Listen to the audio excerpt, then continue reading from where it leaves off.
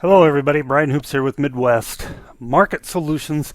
This is our latest internet video series. It's Tuesday, May the 3rd, and want to bring a couple things to your attention here. We do these features as a way to educate and hopefully help you with marketing and trading ideas. So let us know, of course, if you have questions on anything that we are establishing here through our commentary.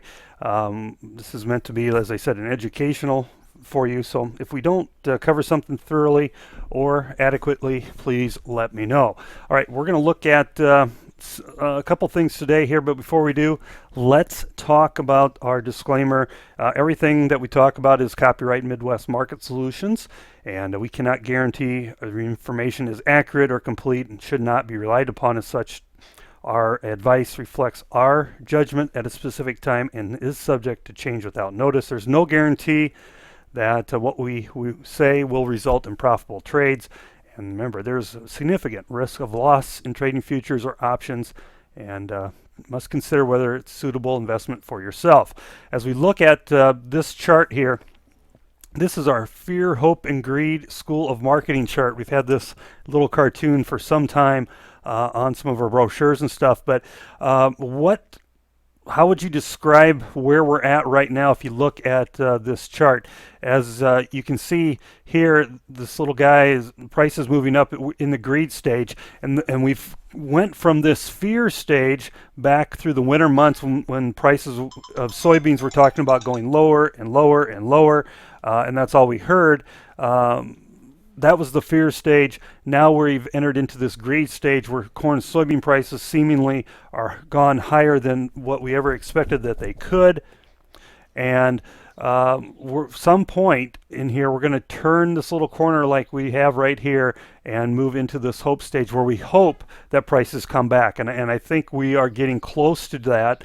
And in fact, I want to talk about more of that school of marketing here and ways to prevent that. If we look at seasonal chart pattern here of December corn, we can see the red line is the last 5 years, but the pink line is a 30-year historical tendency, and the black is 15-year. Now, I always, if you talk about the stock market, you want a long-term track record of a mutual fund, for example, that does well.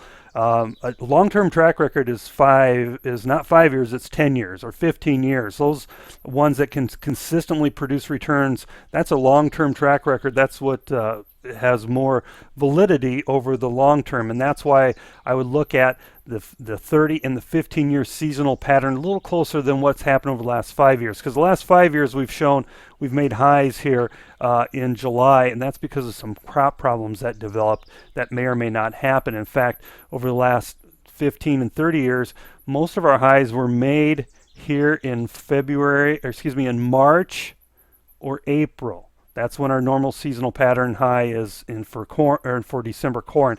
And it is true that we have made other highs later in the year. But one thing I do want to point out is if you look at the month of May, from May to June, the pattern is lower in all of these. In the 5-year, the 15-year, and the 30-year, pattern is lower during the month of May here. So that is something to keep in mind when we talk about marketing here in the month of May.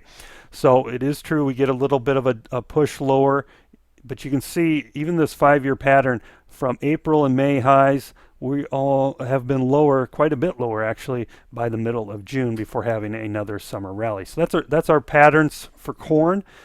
Typically to make a high in April timeframe, maybe early March, but April, and then move lower by May and June. Soybeans. November soybean pattern, a little bit different than the corn. Historically, over the 30-year pattern, we make a high in July.